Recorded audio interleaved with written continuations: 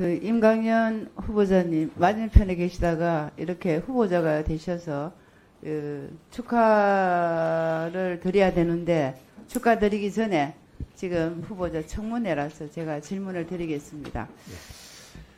이재명 정부는 국민 주권 정부라고 얘기를 하셨고요. 근데 거기에서 보면 이제 후보자는 국민 눈높이에는 조금 실격이다 이런 이제 제 생각이 듭니다. 왜냐하면 어떤 부분에 쓰냐 하면 지금까지 이제 진보 정권은 부동산 투기 억제를 목표로 다양한 규제 정책을 도입했지만은 결국은 고위공직자들은 오히려 강남 부동산을 보유하거나 투기성 거래를 하거나 이런 어쨌든 그런 정책의 신뢰성과 도덕성에 대한 국민적인 이제 의문이 증폭되고 있습니다. 그래서 오히려 뒤에서 미리 조용히 강남 부동산에 투자하고 버틴 공직자들은 부자가 되고 서민은 기회를 빼앗기고 사다리를 걷어차였다 하는 이런 이제 자주 섞인 얘기들을 많이 합니다. 그래서 후보자는 지금 보니까 실거주용이 아닌 부동산 투기용 거래를 한 적이 있냐 제가 서면 질의를 했는데 본인은 없다고 말씀했습니다. 그랬죠? 예. 예. 그래서 없다고 말씀하실 거예요. 그렇지만 국민 눈높이에서 보니까 시세 차익을 노린 부동산 투기가 의혹이 보였습니다. 그래서 한번 살펴보겠습니다. 이 후보자 부부는 2004년도 송파구에 있는 빌라 한 채를 1억 8천에 실거주 목적으로 매입을 했고요. 근데 실제로는 거주를 하지 못했다고 사전에 답변을 하셨고 지금 거주를 못하고 있습니다. 근데 그게 이제 정비구역이 되면서 3억 4천 분담금을 내고 분양을 받으셨고 2024년 8월에 이제 준공 허가가 나면서 지금 임대차 계약서를 써서 지금 임대를 준 상태입니다. 근데 이 아파트는 지금 현재 17억 원 정도의 이제 매물이 나와 있는 상황입니다. 그래서 더 안에 들여다보니까 이제 후보자 가족은 이거 외에도 몇 채의 집을 가지고 있거나 아니면 지금 현재는 임차로 거주를 하고 있더라고요. 그래서 강남 부동산 같은 경우에는 결국은 21년 동안 한 번도 살지 않고 이제 10억 이상의 시세 차익을 누렸다. 그 실거주 목적으로 했다는 해명은 과연 어느 국민이 믿을까 하는 생각이 듭니다. 그래서 후보자가 국세청 조사국장 서울지방국세청장 재직을 하던 2020년경에 그때 아마 문재인 전 대통령이 청와대 참모진 고위공직자들 다 실거주용 한 채를 제외한 나머지주택을 처분하라는 강력한 경고를 했었습니다. 기억하시죠? 예, 그렇습니다. 예.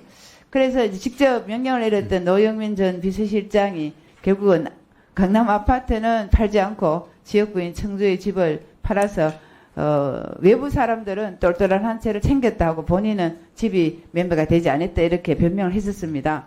그렇지만 이제 후보자도 보면 그 송파구의 빌라나 은평 뉴타운 아파트 배우자가 상속받은 뭐 이런 오피스텔 이런 부동산은 소유하고 있는데 그때 이제 결국은 집을 팔면서 송파구만 남기고 이제 다른 건 다 이제 매매를 했더라고요. 그래서 이제 결국은 대통령이 명령했지만 그 중요한 건 시세 차익을 포기하지 못했다는 방증이 아닌가. 그러면서 노 전 실장이 그 지역에서 굉장히 많은 원망을 들었습니다. 결국은 청주가 뭐냐 이렇게. 그래서 그런 판박이지 않느냐는 이제 생각이 듭니다. 그래서 실제로 뭐 공세관 변명인지 집값 상승에 유혹되면 못 판 건지는 모르겠지만 좀 솔직해져셔서 대답해 주시면 좋겠고요. 이번에 보니까 어쨌든 고윤철 장관 후보도 개포동의 재건축, 임광연 우리 후보자도 어제 송파의 재건축, 어제 했던 강순호 여가부 장관도 엄마 아파트 이렇게 이제 어쨌든 이재명 정부에서 행정부 강요들이 다들 강남에 똘똘한 한 채를 가지고 있고 부동산에 대해서 굉장히 상위에 이렇게 링크해 있다는 것 자체가 과연 국민 주권 정부라고 얘기할 수 있겠냐 하는 그런 자괴감이 듭니다. 그래서 지금 이렇게 이제 보니까 얼마 전에는 집값을 이제 잡겠다고 청년이나 서민 대상으로 해야 될 강력한 부동산 규제를 내놓으면서 이 사람들이 할 수가 없는 상황으로 지금 가고 있습니다. 그래서 이제 이렇게 된다면은 강남 부동산 재테크로 재미를 보신 분들이 정책을 만들어 봐야 결국은 집을 갖고 싶은 서민들은 대출이 오기 때문에 결국은 받을 수가 없는 상황이 되지 않느냐. 이제 이런 생각을 합니다. 여기에 대해서 후보자님 어떻게 생각하세요? 우선 그 해명을 좀 예, 드리면 간단하게 해명해 주세요. 예. 그 송파구 빌라는 저희가 무주택인 상태에서 거주 목적으로 했죠. 샀었는데 예. 그때 이제 애가 학교에 다니고 있어서 전학을 갈 거냐 말 거냐 많이 논의를 하다가 전학을 시키지 않는 것이 좋겠다라고 해서 이사를 못 갔고요. 그 이후에 이제 거기가 재건축이 됐는데 저희가 이제 이거를 25평을 분양을 받은 게 나중에 이제 노후에 우리가 여기에 살자. 애들 다 출가하면은 그래서 이렇게 분양을 받아서 저희가 살 것이고요. 은평구 주택은 이제 저희가 실제로 거주했던 집입니다. 그런데 예. 그때 두 채 중에 이제 한 채를 팔아야 되는 상황이었는데 거주하지 않았던 집을 팔면은 정말 부동산 투기로 예. 오해를 받을 수가 있을 것 같아서 거주했던 집을 팔았던 겁니다. 예. 예. 하여튼 뭐 그렇게 이제 말은 하지만 결과적으로는 어쨌든 시세 차익이 있었고 똘똘한 한 채를 지금 갖고 있는 겁니다. 근데 이제 후보자는 차장할 때하고 이제 국세청장하고는 지금 다릅니다. 차장은 청문회가 없었고 청장은 지금 청문회를 거치잖아요. 그래서 국세청장이 되면 조금 전에도 여러 의원들이 질의했습니다마는 더 중요한 선택 또 더 중요한 결정을 해야 되는 순간이 오게 됩니다.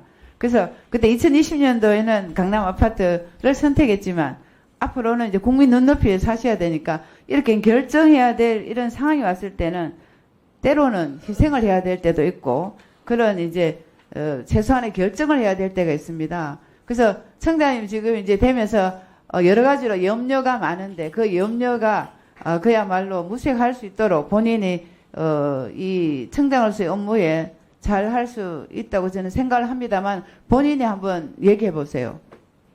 네, 그 의원님 말씀하셨듯이 어떤 국세청장으로서의 무게감을 느끼고 공직자의 본분에 최선을 다하면서 국세행정 발전을 위해 헌신하도록 하겠습니다.